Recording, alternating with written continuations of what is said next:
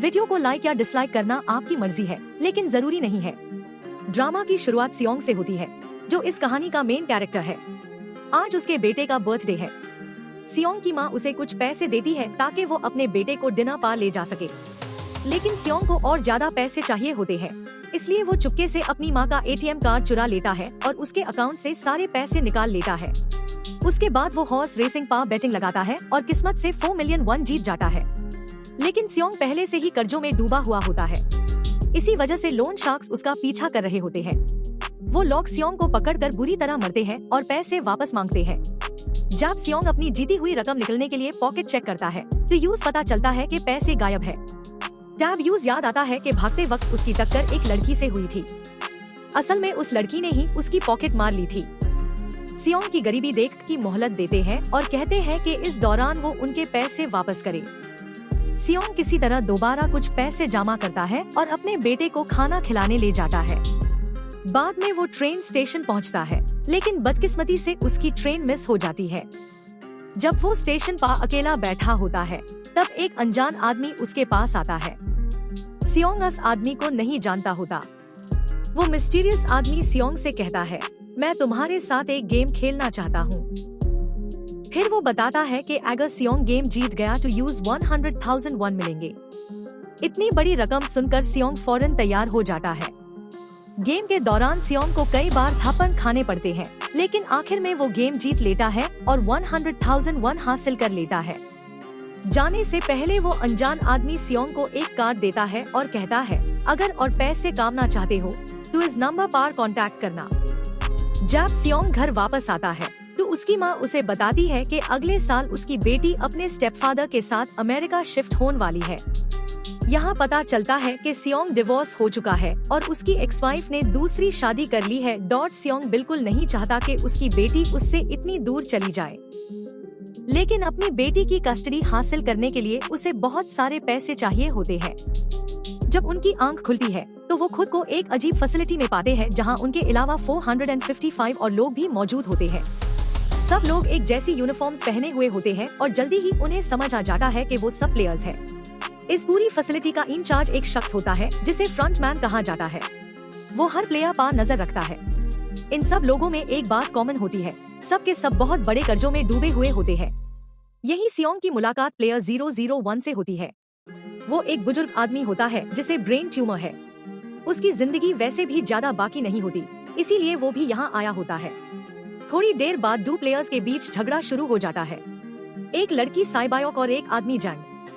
जब सियोंग को पता चलता है कि साइबायोक वही लड़की है जिसने उसके हॉर्स रेस बेल पैसे चुरा लिए थे। लड़की सियोंग की पॉकेट मार चुकी थी। सियोंग यूज तुरंत पहचान लेता है और अपने पैसे के बारे में उससे बात करने जाता है। इसी दौरान पिंक यूनिफॉर्म पहने यू गार्ड्स वहाँ आ जाते हैं।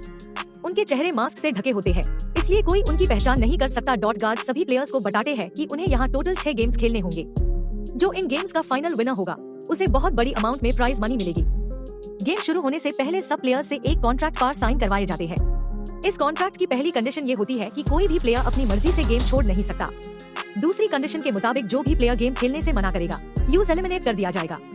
उस वक्त किसी को नहीं पता होता कि एलिमिनेट का असली मतलब क्या है, लेकिन बहुत जल्द सबको इसका सच पता चलने वाला होता है। तीसरी कंडीशन ये होती है कि अगर मेजॉरिटी प्लेयर्स चाहे तो गेम्स को रोका भी जा सकता है। कॉन्ट्रैक्ट कंप्लीट होने के बाद सबको पहला गेम खेलने के लिए ले जाया जाता है। यहाँ सियोंग की मुलाकात अपने बचपन के दोस्त और क्लासमेट सैंगवू से होती है। सियोंग यूज देखकर हैरान रह जाता है, क्योंकि उसे लगता था कि सैंगवू बिजनेस के सिलसिले में फॉरेन में है। पहले गेम के मैदान में एक बहुत बड़ी डॉल खड़ी होती है। गेम के रूल्स काफी सिंपल लगते हैं।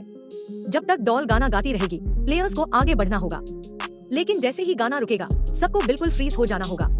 अगर कोई भी प्लेयर उस वक्त हिलेगा तो यूज एलिमिनेट कर दिया जाएगा। शुरुआत में सब लोग आईएसी एक मजाक समझते हैं, लेकिन फिर एक लड़का गलती से मूव कर देता है और उसे तुरंत गोली मार दी जाती है। तब सबको समझ आता है कि एलिमिनेशन का मतलब सिर्फ गेम से बाहर होना नहीं बल्कि मौत है। ये देखकर सब प्लेयर्स बुरी तरह घबरा जाते हैं। उन्हें एहसास होता है कि उनकी जान सच में खतरे में है। डर और पैनिक में कई लोग भागना शुरू कर देते हैं, लेकिन गेम के रूल्स के मुताबिक जो भी मूव करता है उसे गोली मार दी जाती है। बहुत सारे लोगों की जान चली जाती है, जबकि कुछ प्लेयर्स किसी तरह हिम्मत और समझदारी से गेम कंप्लीट कर लेते हैं। गेम खत्म होने के बाद डेड बॉडीज को हटा दिया जाता है। अब 456 प्लेयर्स में से सिर्फ 201 प्लेयर्स हाई जिंदा बच्चे हैं। सभी प्लेयर्स इतने देर यू होते हैं कि अब कोई भी गेम कंटिन्यू नहीं करना चाहता। इसलिए वो कॉन्ट्रैक्ट की तीसरी कंडीशन का इस्तेमाल करते हैं, जिसके मुताबिक मेजॉरिटी वोट से गेम्स को रोका जा सकता है। उसके बाद फ्रंटमैन सब प्लेयर्स को प्राइज मनी दिखता है और वोटिंग प्रोसेस शुरू करता है ताकि फैसला हो सके कि गेम्स कंटिन्यू होंगे या यही खत्म कर दिए जाएंगे। फ्रंटमैन सब प्लेयर्स को बताता है कि यही वो प्राइज मनी है जो गेम जीतने वाले को मिलेगी। लेकिन अगर सब लोग गेम छोड़कर चले जाते हैं तो ये सारी रकम उन प्लेयर्स के परिवारों को दे दी जाएगी जो मर चुके हैं। Total prize money 45.6 billion won होती है। इसके बाद वोटिंग करवाई जाती है और मेजॉरिटी प्लेयर्स गेम कंटिन्यू न करने के हक में वोट देते हैं। इसी वजह से गेम्स को टेम्पररी तौर पर रोक दिया जाता है। प्लेयर्स को ये भी बताया जाता है कि अगर वो फ्यूचर में चाहे तो दोबारा गेम में वापस आ सकते हैं। इसके बाद सभी को उनके घर भेज दिया जाता है। अगले दिन सियोंग पुलिस स्टेशन जाता है और वहाँ पूरी कहानी सुनाता है, लेकिन पुलिस उसकी बात पर बिल्कुल यकीन नहीं करती। उन्हें लगता है कि सियोंग पागल हो गया है या कोई झूठी कहानी बना रहा है। सियोंग उन्हें वो कार्ड भी दिखता है जो मिस्टीरियस आदमी ने दिया था, लेकिन हैरानी की बात ये होती है कि कार्ड पर लिखा हुआ नंबर अब काम ही नहीं करता। निराश होकर सियोंग घर लौट आता है, लेकिन उसकी माँ घर पर मौजूद नहीं होती। इसी दौरान उसका पुराना दोस्त सैंगवू भी अपनी जिंदगी के सबसे बुरे दौर से गुजर रहा होता है। जब सियोंग उससे मिलता है तो सैंगवू बताता है कि वो 6 बिलियन वन के कर्ज में डूबा हुआ है।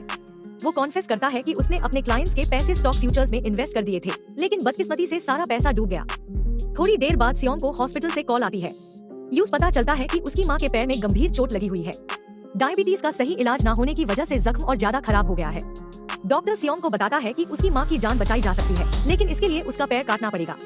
प्रॉब्लम यह है कि ऑपरेशन के लिए बहुत ज्यादा पैसे चाहिए होते हैं। सियोंग के पास एक भी पैसा नहीं होता। हालत ये होती है कि वो अपनी माँ की इंश्योरेंस की रकम भी पहले ही खर्च कर चुका होता है।